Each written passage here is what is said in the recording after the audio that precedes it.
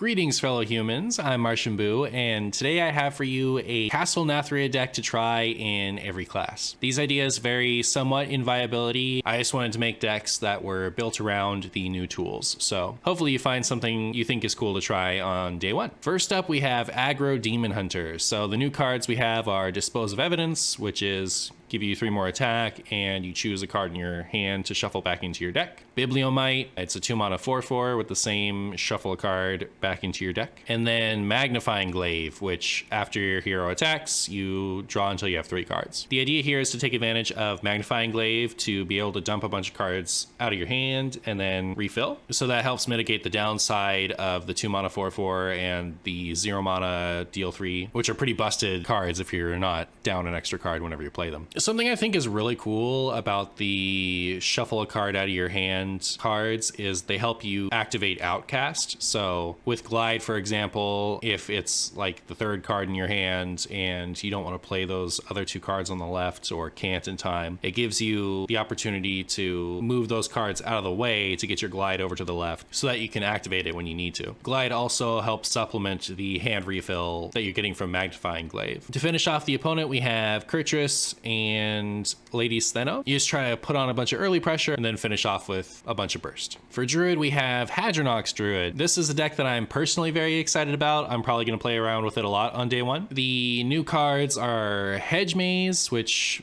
the location lets you trigger a death rattle, and Cecily of the Fey Court. It's an 8-mana 8/8 taunt with the death rattle, draw a minion, and reduce its cost by 8. So Hadronox wants you to play a bunch of taunts, and we're building our deck to take advantage of death rattles, so Fae fits both of those requirements. The God curve for this deck is to play your Hedge Mage on 3, then play Oaken Summons, getting Injured Marauder, and then if that Injured Marauder survives, on turn 5 we're playing Carnivorous Cube, which we will then activate using our Hedge Maze for even more Marauders. So a lot of this is very cheeky. I had a lot of fun and modest success with this in the Theorycraft stream. I'm excited to revisit it and polish it a bit. This is kind of where I'm starting. I built these decks live with chat today, and they told me that Hakar would give me a chance against Shaman. I'm not sure, but I am excited to try it out. Next up, we have updated Copper Hunter. A lot of this is very experimental. So the new cards, we have Frenzied Fangs. So you get the 2 bats, and the bats get bigger if some of your stuff has died. Spirit Poacher, Wild Spirits, and Arelon. The Wild Seeds are all dormant beasts, and we learned from Pelican Diver that dormant beasts are really good with Tundra Rhino. So you invest in the minion now, your opponent can't activate them, and then on your turn they become active and you give them charge with the Tundra Rhino. So this is Copper Hunter with a bunch more dormant beasts, and a lot of these are just enormous quantities of value. The other new card is Stonebound Gorgon. So Stonebound infuses again to allow it to cleave, so it'll hit the minions next to whatever it rushes into. If you get this off of Harpoon, it costs 1. I think it's generally just a really good minion. I'm not sure that it would make the cut in a Wild Seed version of Copper Hunter. I could see a lot of this coming out with refinement, but overall, new tools, looks fun. Next up, Secret Mage. So finding the right 30 for Secret Mage was a little bit difficult because there are so many tools now, and a lot of them are for slots that were already pretty good. So we have Anonymous Informant, so it's a 2-mana 2/3. The next secret you play costs 0, and this is probably the best one of this type so far because it's not next this turn, it's just the next one.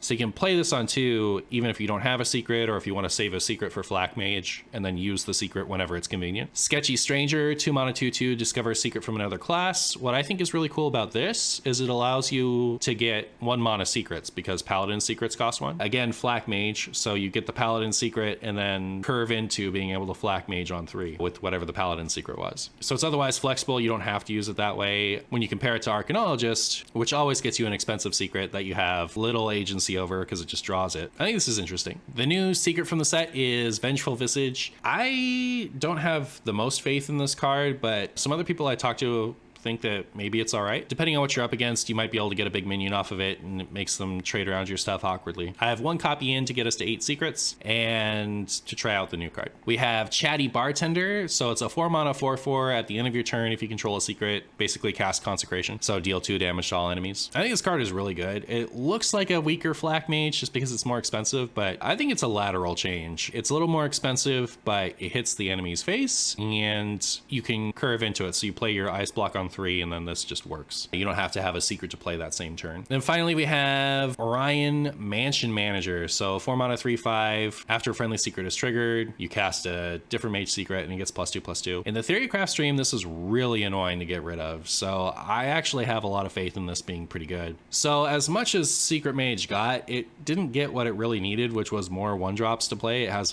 1 good 1-drop and all other options are pretty bad. So it got a bunch of good options for slots that were already really solid. So now we're just optimizing what was already good instead of like shoring up the deck's weaknesses. But there's a chance that Secret Mage will be relevant again. These are some pretty strong new tools. And next up we have Pure Paladin. So the new cards from this one are Great Hall. So the location, 3 times you get to set a minion's attack and health to 3. This is a board buff that flexes to be removal somewhat. You want to do something like play Mean Street Marshal on 1, then play Great Hall on 2, and your Mean Street Marshal is a 3/3 that will draw a card. That's the proactive way to use it, but your opponent can also like play a Molten Giant and then you turn it into a 3/3 with this. So it's a board buff that flexes to be removal. Pretty good, I think. Then we have Elitist Snob, which is a 5 mana 3/4 with Divine Shield, Lifesteal, Rush, and Taunt, dependent on how many Paladin cards are in your hand. So it's an all Paladin deck, so as long as you have 4 cards in your hand, this will have all of the keywords. Then the Countess, so 7 mana 7/7 Battlecry. If your deck has no neutral cards, you add 3 legendary invitations to your hand. The invitations discover class legendaries, and the legendary will cost 0. The invitations themselves cost 3. The intention for how the deck will play out is you go wide early with your Call to Arms, Dunbalder Bridge, and all of your low-cost minions. You follow it up with Lightforged Zealot and your Elitist Snob to survive and have plays into the mid game, and then you finish your opponent off with one of the fancy end game cards we're running. We're running Hand of Adal and Blessing of Kings to be able to discount Garden's Grace. So later on in the game, anything that sticks becomes a threat. Pure Paladin is going to be as good as Pure Paladin is, I guess. It seems fun to me, and I'm excited to toy around with it. Next up, we have what I might be the most excited for is Extra Large Reno Shadow Thief Priest. So this is all the things. We got the extra 40 health. We're stealing our opponent's cards. We have our buff hero power because we're only running shadow spells. And we have all the Highlander cards. So for new cards, we got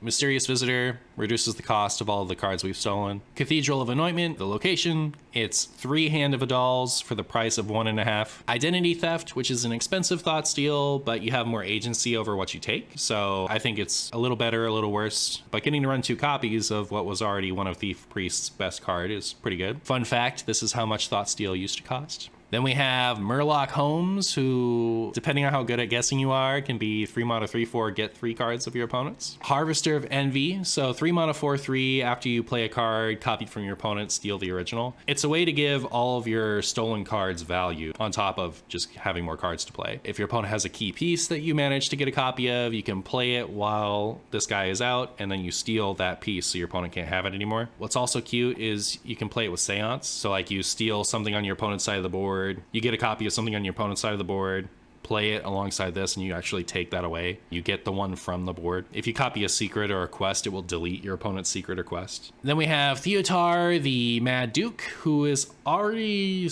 kind of like a targeted Mutanus for cheap. You look at your opponent's hand and take something that's really important to them, and then you look at your own hand and give something that's not important to you. Most of our cards are bad, so we're fine giving them our bad cards. Otherwise, it just plays like Raza Priest. You get your Raza discount and then your Anduin hero power, and you can finish off your opponent whenever you have the time. Next up, we have Secret Rogue. Finding the right 30 cards for Secret Rogue is very difficult, and I imagine I'm going to change a lot of these once I get a chance to play with it. But the idea behind this one is we're trying to tempo out with nulls and stuff. We're going to use the Secret Synergy cards to get value and tempo. So for new cards, we got Double Cross. It's like Dirty Tricks, but instead of your opponent casting a spell, they just have to spend all their mana, so it's pretty easy to trigger. We have Serrated Bone Spike, which is 2 mana deal 3. If it kills a minion, it will discount the next cards you play. Ghastly Gravedigger, which is a 3 3 mana 4/3 with Battlecry. If you control a secret, you get to discover a card in your opponent's hand and shuffle it back into their deck. And then Necrolord Draka. So 4 mana 3/4 Battlecry, equip a 1/3 dagger, and it gets better for each card you've played that turn. So if you've played like 10 cards, it's an 11/3 weapon. I played a bunch with this deck last expansion after Null got reverted, and it feels really good. You get the Nulls out, you copy them with the gang up, and then you have a ton of tempo throughout the game. If your opponent manages to get on board, you just enter whatever their big threat is back to their hand, and they can't really do anything about it. You get the supplements now with Ghastly Gravedigger, so in addition to being able to respond to the big things your opponent has played, you kind of remove their answers from their hand to keep you on board. The issue I had with the deck before was there isn't really a good win condition in Rogue. If you're running only Rogue cards, then while you're Maestra, your Nulls get discounted by 1 no matter what you draw. But if you're running some neutrals, then it's a lot harder to plan for how discounted your Nulls are going to be as far as like when you're going to break the Maestro with Shroud. And just top decking a neutral can delay you a turn when you otherwise would have been able to answer something. So all of the neutral win conditions are out. I was running like Krakatoa before and kind of hoping that that gets there. Now we have Necrolord Draka as the win con. In addition to having Ghastly Gravediggers to kind of keep us on board longer, we also have Necrolord Draka to give us a giant weapon to use to actually pressure our opponent down. So there is a bunch of cheap stuff in here, and big weapons are really flashy, but it doesn't need to be that big to be effective. If you've only played like 4 cards, it's a 5/3 weapon. Playing 4 cards in a turn is not a tough ask for this deck. But depending on how things go, we have the Sonya Shadow Dancer Wild Paw Null combo. Sonya is after a friendly minion dies, you get a 1/1 copy of it in your hand that turn that costs 1. Null is a 3 attack rush that gets reduced in cost by how many cards from other classes you've played this game. So with both of them in tandem, you can actually play a ton of Nulls and trade them into your opponent's board over and over and over again. So you could get a gigantic weapon, like a 17/3 weapon with this pretty easily, depending on what your opponent's board is and how your actions per minute is. So Draka doesn't need to always be used that way, but you can get giant chonky weapons to finish your opponent off, and even if you don't, having smaller weapons is still enough to actually end the game. Next up we have Even Shaman. Even Shaman, still missing hand refill, so it's kind of like you dump your hand, and then if your opponent has an answer, you kind of lose. But the boards you make with your initial hand are so big that you can just win the game a lot of the time that way. So that is to say, its weaknesses weren't improved, but its strengths were improved by a lot. We were running Totem Carver, Crackle, Cage Match. We have a lot of better and cheaper things to do during those turns now. So for new cards, we have Carving Chisel. I think this is the best thing that Even Shaman got. So this is 2 mana for make 3 totems, as well as deal 3 damage over the course of 3 turns. You play this, and then you get to discount your Thing from Below and your Gigant Totem by 3, as well as make a bunch of board to be buffed by your totem buffers. And because you're investing in the totem before the totem comes out, even if your initial board gets cleared, it's really easy to like Hero Power, swing with this, and maybe play 1 more totem, and then buff your board, making it a lot harder for your opponent to keep you off the board earlier. We have the Stone Right. I think the Stone Right is really good. Some other people I talk to, they're a lot less high on this as far as it being a big boost to Even Shaman than I am, but I think this card's phenomenal. It works like Savage Roar Bloodlust do, where if you have a board, it gives you a lot of immediate damage. So if you're already winning on board, you play this and you just kill your opponent instead or whatever. But if you're coming from behind, it gives all your future totems the ability to attack without needing a different buff. This card is always good. It's good with a board, it's good without a board. It's always helping you out. Then we have Gigant Totem. So this is a lot like Thing from Below. It gets discounted for each totem you've played this game. It is more expensive, it doesn't have taunt, but it's also bigger, so it's an 8/8. And unlike Thing from Below, it is itself a totem. So if you're gonna play this and Splitting Axe in the same turn, you get an entire extra Gigant Totem. There are a few experimental choices in here. We have Serpent Ward, so it's a neutral totem that deals 2 damage to the enemy hero at the end of your turn. I actually felt like people played this against me in the Theorycraft a few times, and I actually was pretty impressed by it. It puts on a lot of pressure immediately and is also a totem that gets buffed and doesn't rely on you having other totems like Flame Tongue Totem does. It does the extra damage by itself. I have Frostbite over Crackle. Crackle is kind of mid. It's great when it deals 6 damage, but it's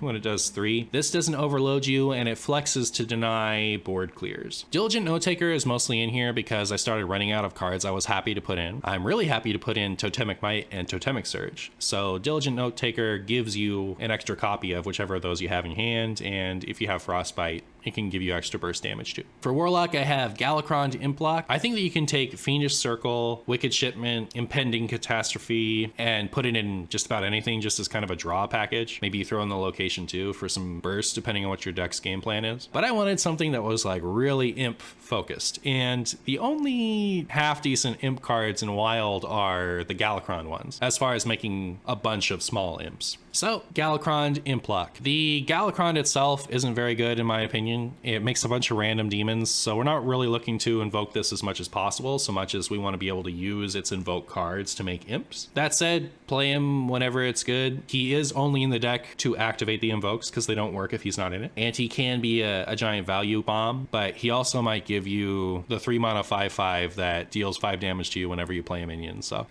For new cards, we have Flustered Librarian, so 1 mana 1/3 +1 attack for each imp you have out. Vile Library, location, you give a friendly minion +1/+1, and then again for each imp you have. It doesn't take a lot for this to give you a lot of bonus damage. You play Fiendish Circle alone, and you're giving something +5/+5. Play this on 2, play Fiendish Circle on 3. If you had a minion out already, that thing gets 5/5 charge, and if not, your Fiendish Circle has become summon 3 1/1s and a 6/6. It's a lot of real easy pressure to get out. Impending Catastrophe, draw a card, and then you draw again for each imp you have. If you've just played Malchezaar's Imp, this is 2 mana, draw 2.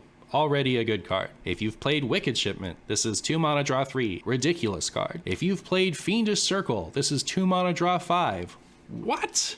This card draws so many cards. Then finally we have Imp King Rafam. It's a 6 mana 6/6, Battlecry, resurrect 4 friendly imps, and infuse 5, give your imps +2/+2. Of the imp package, unfortunately, I feel like King Rafam is probably the worst one, but he is fun and he fits with the theme of the deck. So we're making a lot of wide imps. It's not hard to infuse him, and give your imps +2/+2 as a card we're otherwise running. So we have the Shady Bartender, which is nice because it's tradable, but it's a quartermaster for demons. So you just get a bunch of imps out and then you give them all +2/+2. Imp King is basically the third copy of that, but it also summons imps to your board. So if you didn't have a board, it's still useful. I do have the Dreadlich Tamsin in here. Dreadlich Tamsin summons imps, so it's synergistic, and we don't care about our Galakron hero. He's only in here so that we can use the invoke cards. So it's fine to replace Galakron. Her battle cry is better than her hero power, so it's fine to replace her with the Galakron. I think it's perfectly fine to run both heroes in this deck. Jumbo Imp gets discounted by our imps dying, and it is an imp itself to come back with Rafam later if you get lucky enough. So I always think this card is really funny, so finding a place where it can actually do something is fun for me. And finally for Warrior, we have Remoria Charge Warrior. Remornia is a 7 mana 4/10 legendary minion with Rush. After it attacks, equip it. You attack with this, then its stats become a weapon. Let's say you rushed into something that had 3 attack. This is now a 4/7 weapon. So then you can then hit with the weapon, then it transforms back into a minion. So it would be a 4/6 rush minion that you could then attack with again, which is kind of like a modest board clear, basically like old Flame Strike. But if you throw in Charge, you play Charge, and then it comes out as a 6/10 that can go face. It transforms into a weapon. You can hit face for 6, and then transforms back into a minion that can go face with Charge again, which is 18 damage. But if you have both inner rages on it, that's 12 more damage between all 3 hits. So 30 damage with Remornia. That's the base goal of the deck, trying to take advantage of how Remornia is. And then the rest of it is just supplementary, trying to make it more flexible as far as its win cons and survive and draw. So as far as other new cards, we have Sanguine Depths, deal 1 damage to a minion and give it +1 attack. Activate your Acolyte of Pains, your Rampage, or whatever. Activate your Bloodsworn Mercenary. Burden of Pride, I don't know what to think of this card. It's 3 minions, which is nice with Risky Skipper, because then you have the 3 bodies to all get damaged by the Risky Skipper, so you're getting extra damaged minions for your Battle Rage or extra armor off of Armorsmith, and you only have to take 10 damage before this becomes 2 4s instead of 1 3s. And if you haven't taken the damage yet, it's still 3 1 3s as far as synergizing with your other board-wide damage cards. I'm excited to play with this and figure out its potential. As far as flexible win cons, Bloodsworn Mercenary, between the location, Inner Rage, and Risky Skipper, you can turn pretty much anything into a charging threat. Blood Boil Brute, for example, you hit the right board, can come down for 0 mana. You Sanguine Depths it or Inner Rage it, charge Bloodworn Mercenary, and suddenly you have a bunch of burst even without your weapon. And all of those pieces flex to other things. So you can use Brute as a board clear in combination with your Risky Skipper. You can use Mercenary to copy an Armorsmith during your Risky Skipper turn to get even more armor, depending on what your matchup is. The idea behind the deck is have an OTK, but have flexible ways to use all of those pieces to accomplish other things. That wraps up everything for today. Make sure you subscribe because I'm going to have 10 more tomorrow. If you found something you liked, or if there's a deck that you're excited about that I didn't cover today, feel free to let me know in the comments. Enjoy the Castle Nathria release, and thank you so much for watching.